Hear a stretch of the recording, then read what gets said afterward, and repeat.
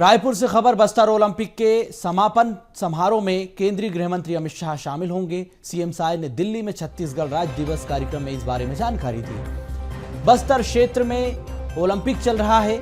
1,65,000 प्रतिभागी इसमें भाग ले रहे हैं। 10 दिसंबर को बस्तर ओलंपिक का समापन होगा। समापन समारोह के लिए सीएम साय ने आमंत्रित किया तो केंद्रीय गृह मंत्री इसका हिस्सा बन सकते हैं। तो इस वक्त की बड़ी खबर, बस्तर ओलंपिक 10 दिसंबर को समाप्त होगा। इसका समापन समारोह है। अब खबर यह आई कि केंद्रीय गृह मंत्री अमित शाह भी इस समापन समारोह का हिस्सा बन सकते हैं, इसमें शामिल हो सकते हैं, क्योंकि सीएम साय ने उन्हें आमंत्रित किया है कि आप भी इस समापन समारोह का हिस्सा बनिए, छत्तीसगढ़ के खिलाड़ियों का हौसला बढ़ाइए।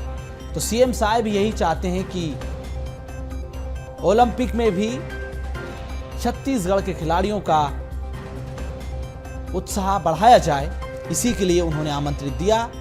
अब केंद्रीय गृह मंत्री अमित शाह इस कार्यक्रम का हिस्सा बन सकते हैं।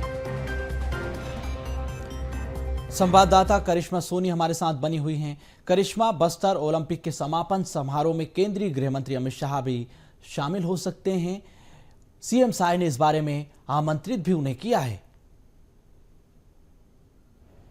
जी बिल्कुल सोनू, देखा जा सकता है कि हाल ही में छत्तीसगढ़ के मुख्यमंत्री विष्णुदेव साय का दौरा दिल्ली हुआ, जिसमें उन्होंने केंद्रीय मंत्रियों से मुलाकात की और खास तौर पर केंद्रीय गृह मंत्री अमित शाह से उन्होंने जो है लंबी चर्चा की, उनसे वार्तालाप की, साथ ही में बस्तर ओलंपिक के समापन में शामिल होने के लिए आमंत्रण भी दिया। देखा जा सकता है कि लगातार नक्सलवाद को खत्म करने के लिए राज्य सरकार काम करती नजर आ रही है। वहीं बस्तर जैसे क्षेत्र में बस्तर ओलंपिक का आयोजन जो है वो किया गया है और चल रहा है, और देखा जा सकता है 10 दिसंबर को जो है इसका समापन होना है, जिसमें केंद्रीय गृह मंत्री अमित शाह को यहां पर जो है छत्तीसगढ़ के मुख्यमंत्री ने आमंत्रण दिया है कि समापन समारोह में वो इसमें जरूर शामिल हो। उसके साथ मुख्यमंत्री ने यह भी कहा कि मैंने चर्चा की है, उनसे वार्तालाप की है, नक्सल प्रभावी क्षेत्रों में किस तरीके से राज्य सरकार काम कर रही है और विकास की ओर कहीं ना कहीं बस्तर और सरगुजा जैसे संभाग को ले जाया जा रहा है, उस पर जो है तमाम वार्तालाप करते हुए मुख्यमंत्री नजर आए। इसके साथ इस ओलंपिक की बात की जाए तो 1 लाख से ज्यादा जो है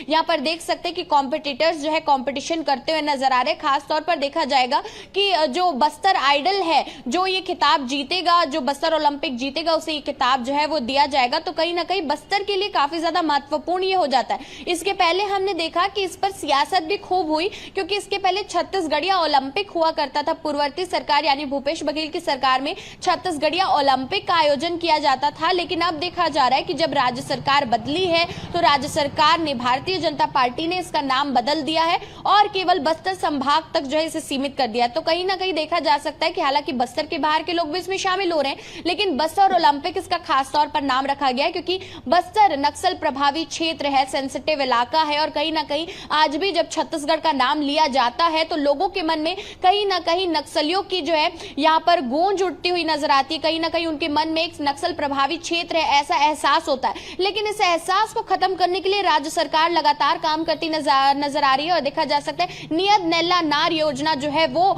छत्तीसगढ़ में जोरों शोरों से चल रही है, जिसमें देखा जा सकता है कि बस्तर के लोगों को, आदिवासी ग्रामीण क्षेत्रों को विकास से जोड़ने के लिए बिजली पानी की सुविधा, सड़क की सुविधा, शिक्षा की सुविधा, स्वास्थ्य की सुविधा, इन सभी सुविधाओं से लैस करने के लिए देखा जा रहा है कि तमाम कदम जो है अब उठाए जा रहे हैं। तो ये जो बस्तर ओलंपिक है, इसमें देखा जाएगा कि बस्तर की जो प्रतिभा है, जो खेल प्रतिभा है, युवाओं की है, साथ ही में देखा जा सकता है बुजुर्गों की है, इसमें कोई एज लिमिट नहीं नजर आ रही। तो देखा जा सकता है कहीं ना कहीं एक बड़ा प्रभाव देने वाली है, जिससे कई सारे लोगों की प्रतिभाएं जो है इस बस्तर ओलंपिक के थ्रू बाहर निकल कर आएंगी और कहीं ना कहीं एक अच्छा प्लेटफॉर्म जो है लोगों को, छत्तीसगढ़ की ग्रामीण आदिवासियों को मिलने वाला है।